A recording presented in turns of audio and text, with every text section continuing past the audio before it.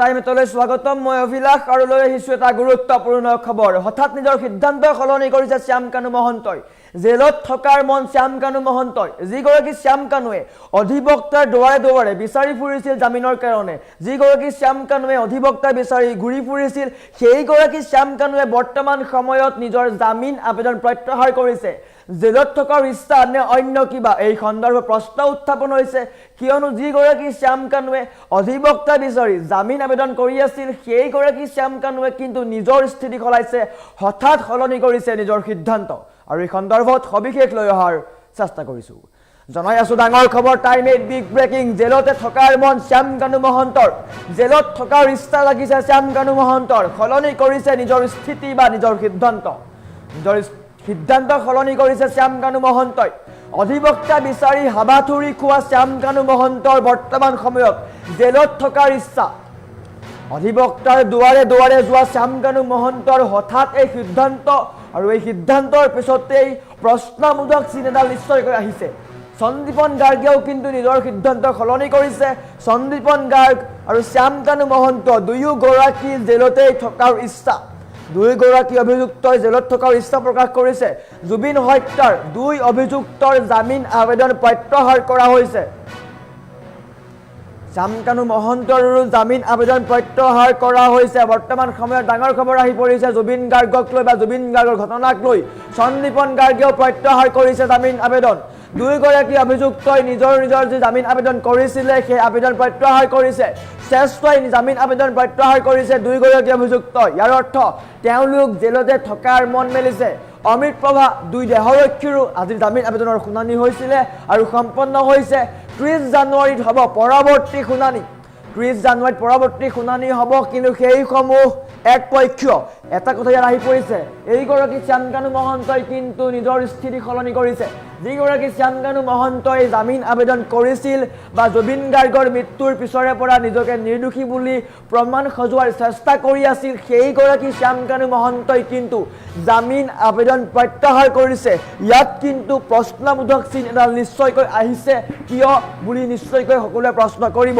কিয়নো শ্যামকানু মহন্ত জেললৈ যোৱাৰে পৰা শ্যামকানু মহন্তৰ পত্নীয়ে কিন্তু অধিবক্তাৰ দুৱাৰে দুৱাৰে ঘূৰি ফুৰিছিল জামিনৰ কাৰণে অধিবক্তা বিচাৰি ঘূৰি ফুৰিছিল আৰু সেই সময়তেই অসম উকিল সন্থাই এইকেইগৰাকী অভিযুক্তৰ গোচৰ নোলোৱা বুলি কৈছিল তাৰ পিছতে চিন্তাত পৰিছিল আটাইকেইগৰাকী আৰু বৰ্তমান সময়ত বহিৰাজ্যৰ পৰাও এওঁলোকে অধিবক্তা আনিছে বহিৰাজ্যৰ পৰাও এওঁলোকে অধিবক্তা আনিছে তেওঁলোকৰ গোচৰটো মীমাংসা হোৱাৰ কাৰণে তেওঁলোক যাতে মুকলি আকাশৰ তললৈ আহিব পাৰে তাৰ কাৰণে বহিৰাজ্যৰ পৰাও অধিবক্তা অনা হৈছে কিন্তু বৰ্তমান সময়ত এই দুইগৰাকী সন্দীপন গাৰ্গ আৰু শ্যামকানু মহন্তই হঠাৎ নিজৰ সিদ্ধান্ত সলনি কৰিছে সিদ্ধাৰ্থ শেখৰ এইকেইগৰাকীৰো গোচৰ চলি আছে সমান্তৰালকৈ এই দুইগৰাকী অভিযুক্ত সন্দীপন গাৰ্গ আৰু শ্যামকানু মহন্ত এই দুয়োগৰাকীয়ে নিজৰ স্থিতি সলনি কৰিছে নিজৰ সিদ্ধান্ত সলনি কৰিছে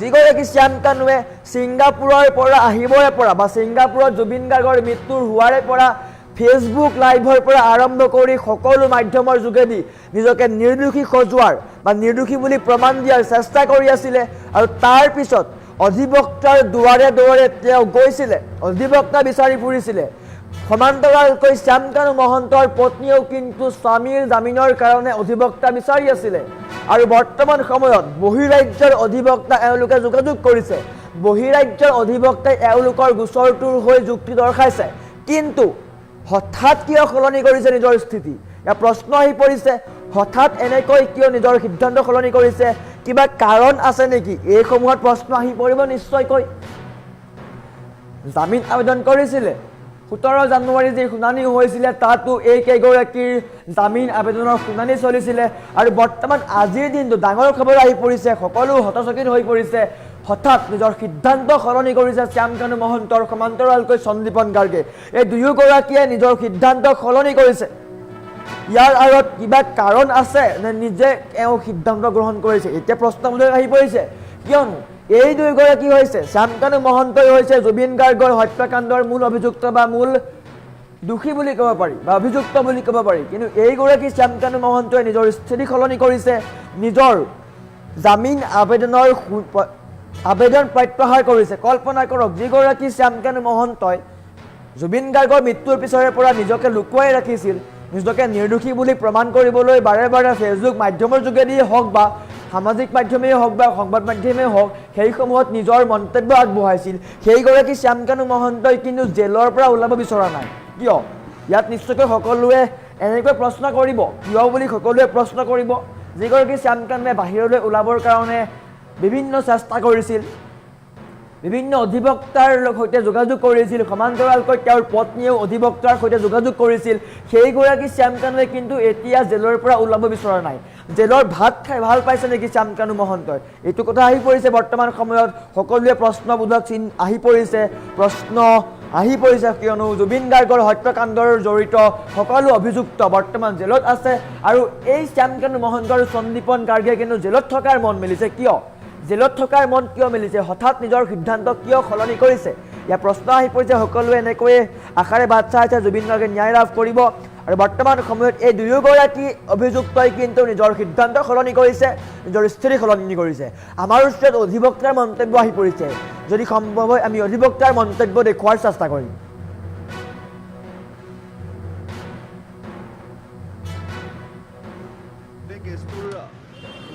জামিনৰ শুনানিৰ কাৰণে আছিলে আৰু চাৰ্জ হিয়াৰিঙৰ কাৰণে আছিলে, কিন্তু তাৰে মাত্ৰ 3জনৰ কাৰণে হ'ল অমৃত প্ৰভা, পৰেশ বৈশ্য আৰু নন্দেশ্বৰ বৰা। এখেত তিনিজনৰ কাৰণে আজি জামিনৰ শুনানিটো হ'ল। বাকী কেইজনে জামিনৰ যিটো আবেদন আছিল সেইখন উঠাই লৈছে, তেওঁলোকে উইথড্ৰ কৰিছে বেল পিটিশ্যন। আৰু গোটেই শুনানি হোৱাৰ পিছত অহা 30 জানুৱাৰী, অহা 30 তাৰিখে এই শুনানিৰ অন্তত যিটো ন্যায় মানে ৰায়দান দিব, সেইটো ন্যায়াধীশে স্থগিত ৰাখিছে। অহা 30 তাৰিখে এই বেইলৰ ওপৰত ৰায়দানটো দিব, তেওঁলোকক বেইল দিয়ে নে নিদিয়ে। যুক্তিখিনি সবলভাৱে প্ৰতিস্থাপন কৰিছে আজি, গতিকে আমাৰ ভাল লাগিছে আৰু কথাটো সেইটোৱে। দুজনে বেইল পিটিশ্যন দিছিলে যদি উইথড্ৰ কৰিছে, আৰু 3জনৰ আজি হিয়াৰিং হৈছে। অহা 30 তাৰিখে আমি ইয়াৰ ৰিজাল্টটো পাম। সিমানখিনি আজি সিমানখিনি।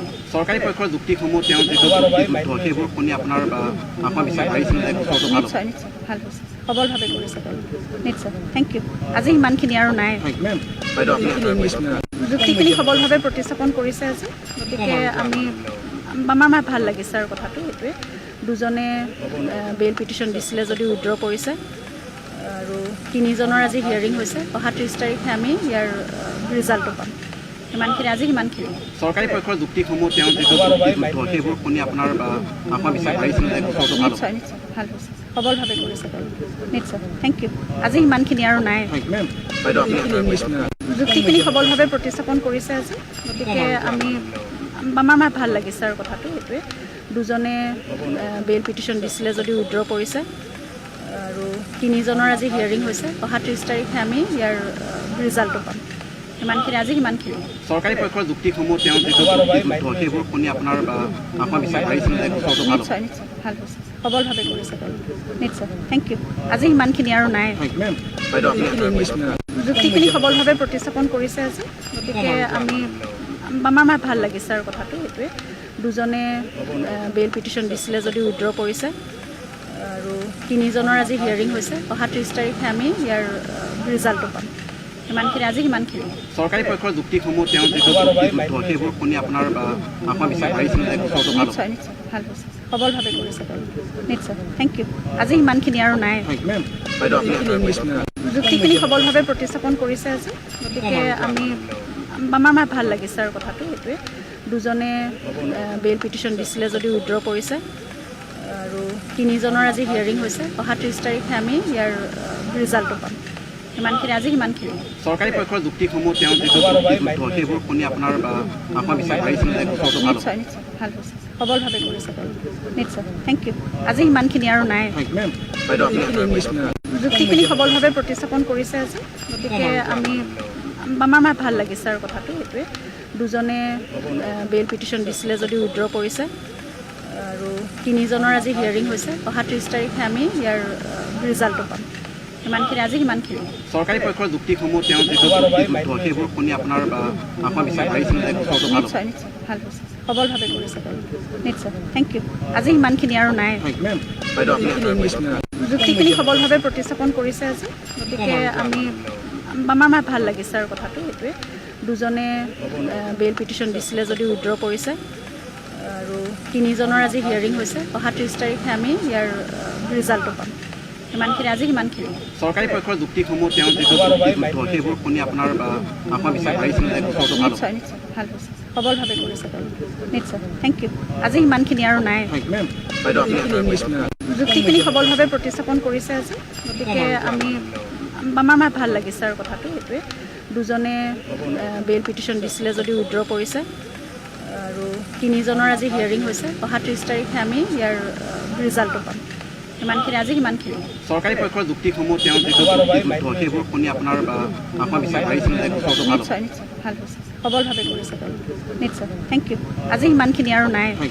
বাইদেউ আপুনি যুক্তিখিনি সবলভাৱে প্ৰতিস্থাপন কৰিছে আজি, গতিকে আমাৰ ভাল লাগিছে আৰু কথাটো সেইটোৱে। দুজনে বেইল পিটিশ্যন দিছিলে যদি উইথড্ৰ কৰিছে।